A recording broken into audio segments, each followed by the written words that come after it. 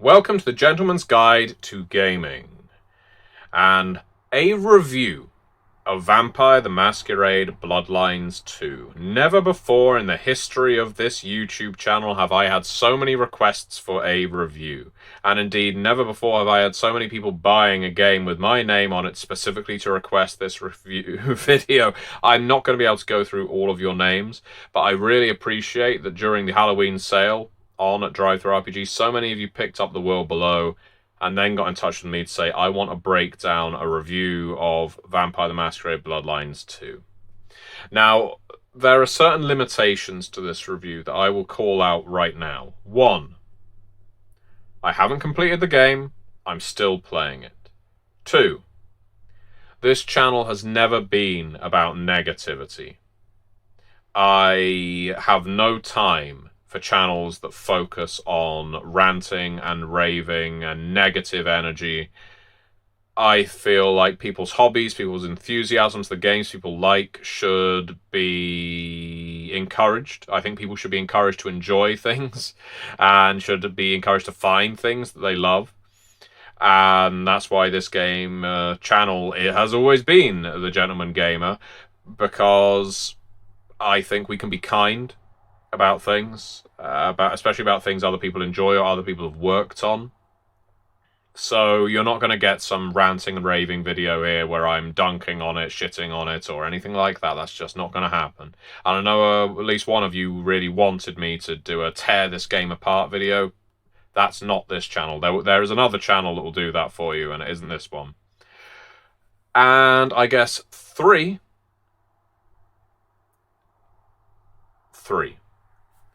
Well, here's that last caveat. I was comp to this game. That's right. Paradox gave me this game for free. Therefore, this review could never possibly be impartial. I was given a free copy by Paradox Interactive to play. They didn't ask me to review it. They just gave me a copy, which was very kind of them, and I appreciate that. Thank you very much, Marco. So, let's start with the start, shall we? In Vampire the Masquerade Bloodlines 2, you are playing a vampire by the name of Fire. It is a picked-up name. He doesn't necessarily know, or they don't necessarily know their name at the start of the game, and they pick it up off a poster that is in the warehouse where they awaken. In my playthrough, that name has changed to Fuya for reasons that are far too complicated to summarize in a review video. But Fuya is a vampire elder, maybe an ancilla, but more likely an elder, who has been torpid for some time, woken up in a factory or warehouse from torpor, goes around savaging the mortals and ghouls that they encounter, and then emerges onto the streets of Seattle. The bearer of a Malkavian passenger in their head, likely because they diablerized them. And from there, you go about exploring the story. And as a game, it is first person. As a game, it provides you with a raft of powers, disciplines that vampires have had since time immemorial. And depending on the clan you choose for your vampire, because there is a range of clans you can choose from, those powers will vary. And depending on the way you play the game and the blood you drink, you will strengthen certain disciplines and therefore advance in different ways. So there's different trees of expansion for your magical powers. And depending on the choices you make as you advance through the story of Bloodlines 2 and the NPCs you interact with, the choices you make, the way you basically broadcast your character's personality and the secrets you decide to keep, you will mold the story as the story goes along. This story, as mentioned, is based in Seattle. It is wonderfully rendered. It is an absolutely stunningly beautiful game, in my perspective. I think Seattle looks absolutely gorgeous. I think the character models look excellent. The assets are great. And there is a genuine fluidity of motion to your character's movements in this game, especially when you start sprinting along with your vampire speed, when you start gliding between buildings. Yeah, there's feelings of Batman, Arkham Asylum, Arkham City and the like. There's feelings of Prototype, if you want to go back to that game, and the hopping between rooftops and such. It's a game that has an awful lot of scenery that you can look at, a lot of characters you can speak to, though sometimes conversations can be quite limited, and a lot of physical actions that are at your disposal. In the main, you go through this story of Seattle, which is a domain in crisis, as there seems to be some kind of shakiness in the hierarchy of vampiredom, and your character can have a sway over the fate of the city by favouring certain characters over others, taking out some characters on behalf of others, that sort of thing. Typical vampire political intrigue and murder. All throughout, you explore the city, you meet new characters, you expand your array of powers. Vampire the Masquerade, everybody. That is the summary of the game. Now, Bloodlines 2 is a sequel to Bloodlines 1 in name, if not in substance. Bloodlines 1 is ultimately quite a different game to Bloodlines 2 in a variety of ways, both good and bad. Well, let's stick to the bad first. Bloodlines 1 is quite old. It was about 25 years old by this point, and with that was at its release a severely janky mess. Combat was pretty terrible. The plot, I believe, falls off about halfway through the game, my opinion, and I know a lot of people disagree with it. Some clans were definitely more playable than others, even though there was, you could argue, a difficulty scale to playing a Gangrel, or specifically a Nosferatu, or simply a physical clan in Bloodlines 1. It wasn't difficulty so much as the game wasn't built for those clans so well. You can play the game, but you won't get as much out of it. Again, my opinion. But what Bloodlines 1 does well, it does in spades. It has characters you really want to get to know, NPCs who are really well rooted in the world of Vampire the Masquerade, a world that you can explore, pretty small biomes, but all very colourful, very aesthetically appealing. So many subquests, more than you can shake a stick at, and almost all of them are interesting and help expand the world, make things look even more grim and grimy. The grime in LA in Bloodlines 1 is probably one of the strongest features in my view, especially when you're looking at Hollywood, or hell, even in Santa Monica. There's so much under the surface sickness that exists in Bloodlines 1. And Bloodlines 2 has some of this too. It has strengths and it has weaknesses. And the strengths it borrows from Bloodlines 1, which aren't exclusively from Bloodlines 1 by any means. Aesthetically, it is a stunning game, in my view. I think Seattle is wonderfully rendered. The assets are beautiful. The characters all look good. I think as you walk around Seattle, it genuinely feels like a cold neon city. And at that, I feel like when you enter the interiors, it completely changes the mood of the game depending on where you are and what you happen to be there for. I find that the fluidity of motion, the combat in Bloodlines 2 is far superior to Bloodlines 1. I'm not that good at it, but I can recognise that it is much better than Bloodlines 1, as it should be. It's over 20 years ago now. It's by no means the sleekest combat game ever, but I think, especially when you start utilizing disciplines, there's a real punch, a real muscularity to Bloodlines 2 that feels a lot stronger than its predecessor. I think the story is compelling. I'm still playing it, after all, and I wouldn't be playing it if the story wasn't of interest to me. I have no interest in playing a grinding game where I have to just go from person to person, feeding from them. While there is an element of that in Bloodlines 2, there's enough with the actual story dragging me along with it that I want to do this. I find the characters who do have character in Bloodlines 2 are very interesting, both physically and in terms of personality. There's a fantastically diverse range of vampires and clans on show in Bloodlines 2. But there is also a flaw here, and that is Bloodlines 1 does all of that as well, if not better. Namely, with secondary NPCs, SPCs if you're playing Vampire the Masquerade, characters who are neither important to the plot, nor important in LA in Bloodlines 1, still have an interesting substance to them, where if you speak to them, you might get a little bit about the world, a little bit about them, or you might pick up a subquest that has nothing to do with the major themes of the game, but enhances the aesthetic. Bloodlines 2 lacks that, I feel. The central story, strong. The central aesthetic, strong. Deviate off that path, those strengths ebb away slightly. I want, when I'm playing this game, and this is me being a big entitled gamer, especially a big entitled vampire gamer, I want to be able to walk down the street, interact with someone, and be interested in what this cop is up to, what this bum is up to, what this streetwalker's up to. I want to form an attachment, even if it's a brief one, with this character, rather than just be told, fuck off.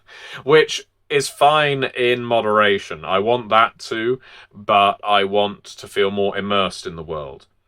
And that takes me to the other flaw in Bloodlines 2, which isn't present in Bloodlines 1. It is that the world is more explorable in Bloodlines 1. And it's an interesting illusion, because Bloodlines 1 is, as I say, small biomes, but the structures within those biomes are quite voluminous. Bloodlines 2, the places you have to go for the main quest are really interesting and, again, aesthetically strong. Some of them you will never go back to after you've been to once.